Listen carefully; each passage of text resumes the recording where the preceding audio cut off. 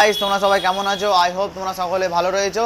আজ ভিডিওর টপিকটা হচ্ছে থান্ডারবার্ডের চ্যাসিস ব্যান্ডের বিষয় রয়েছে, আর কাস্টমার কি করে আমাদের এখানে আসে সেগুলো ব্যাপারগুলো আপনাদেরকে ভিডিওর এন্ডে বলছি। আর চলো দেরি না করে আপনাদেরকে দেখাচ্ছি কি কি ইম্প্যাক্ট হয় এই রয়্যাল এনফিল্ডের থান্ডারবার্ড মডেলে। এই যেটা গাড়িটা হচ্ছে সেটা হচ্ছে থান্ডারবার্ডের ওল্ড মডেল। কাস্টমার অ্যাক্সিডেন্ট করে গাড়িটা একদম চ্যাসিস ব্যান্ড করে নিয়ে চলে এসেছে। এই দেখতে পাচ্ছেন আপনারা উপরে যেটা রাউন্ড, যেটা ফ্ল্যাট শেপ হয় সেটা ফ্ল্যাট নেই, এখন হালকা রাউন্ড হয়ে গেছে। আর নিচে আপনারা দেখতে পাচ্ছেন সরাসরি করে একদম যেটা স্ট্রেট থাকে এইভাবে সেটা ইম্প্যাক্ট হয়ে হালকা ব্যান্ড হয়ে গেছে।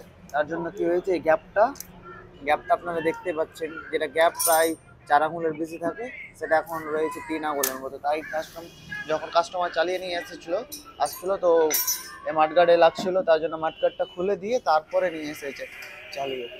আর এখন এই কাজটা চলছে, চ্যাসিসটা একদম সোজা করে নেওয়ার, কম বাজেটের মধ্যে একদম ভালো করে একদম নিউ রিপেয়ার করে দেওয়ার মতো আমরা ট্রাই করব।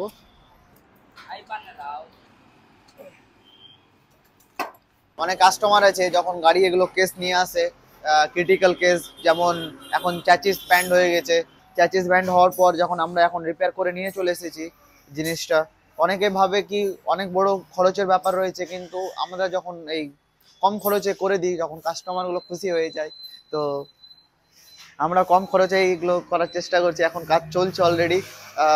ফিটিং যেটা রয়েছে, যেটা দেখাও এখন, যেটা ব্যান্ড রয়েছিল এখানে, আর যেটা গ্যাপ ছিল এর আগে, গ্যাপটা ছিল প্রায় 3 আঙুলের মতো, যেটা আপনাদের দেখিয়েছিলাম 3 আঙুলের মতো। এখন সেটা রয়েছে প্রায় অনেকটাই লেন্থ ডবলের থেকেও বেশি হয়ে গেছে। এতটা ইম্প্যাক্ট হয়েছিল যে কোনো বলার নেই। আপনারা ভিডিওতে দেখতেই পেলেন অ্যাক্সিডেন্টের জন্য কতটা চ্যাসিস ইম্প্যাক্ট হয়েছিল। কাস্টমার যখন অ্যাক্সিডেন্ট হয় তখন সে কি করে, একটা লোকাল একটা গ্যারেজে নিয়ে চলে যায়। গ্যারেজে গিয়ে আপনার শুধু গাড়িটাকে চলার মতো করে দেয়। তারপরে ওই গ্যারেজের যেটা লোক রয়েছে, যেটা মিস্ত্রি রয়েছে, সেখানে মিস্ত্রি কি করে আমাদের কন্ট্যাক্ট নম্বর দেয়, যেহেতু ওর কাছে আমাদের নম্বর ছিল অলরেডি। তো সে কী করে আমাদের কন্ট্যাক্ট নম্বর দেয়। কন্ট্যাক্ট নম্বর দেওয়ার পর বাবার সঙ্গে যোগাযোগ করে, দিয়ে বাবা বলে কি ঠিক আছে তুমি গাড়িটা নিয়ে আসো। গাড়িটা নিয়ে আসার পর আমরা গাড়িটা দেখি, দেখার পর আমরা ক্লায়েন্টকে বলি কি হ্যাঁ হয়ে যাবে, চিন্তার কোনো ব্যাপার নেই। তখন ক্লায়েন্ট মানে প্রচুর দীর্ঘ নিঃশ্বাস নেই, একটু হাসি মুখে যাই। তারপরে আমাদের বলি ক্লায়েন্টকে কি আপনি একদিন সময় দিতে হবে, তারপরে চলে যায়।